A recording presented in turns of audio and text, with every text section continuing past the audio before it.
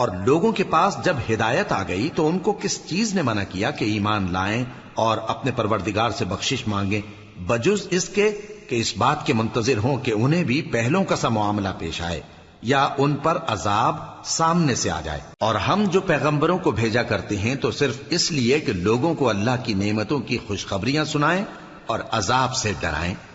اور جو کافر ہیں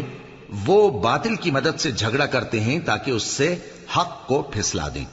اور انہوں نے ہماری آیتوں کو اور جس چیز سے ان کو ڈرایا جاتا ہے اسے ہنسی بنا لیا ہے۔ اور اس سے بڑھ کر ظالم کون جس کو اس کے پروردگار کی آیات کے ذریعے سمجھایا گیا تو اس نے ان سے منہ پھیر لیا، اور جو اعمال وہ آگے کر چکا اس کو بھول گیا۔ ہم نے ان کے دلوں پر پردے ڈال دیے کہ اسے سمجھ نہ سکیں، اور کانوں میں ثقل پیدا کر دیا ہے کہ سن نہ سکیں،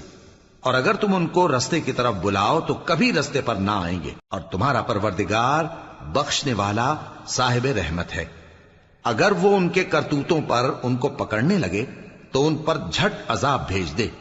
مگر ان کے لیے ایک وقت مقرر کر رکھا ہے کہ اس کے عذاب سے کوئی پناہ کی جگہ نہ پائیں گے۔ اور یہ بستیاں جو ویران پڑی ہیں، جب انہوں نے کفر کر کے ظلم کیا تو ہم نے ان کو تباہ کر دیا، اور ان کی تباہی کے لیے ایک وقت مقرر کر دیا تھا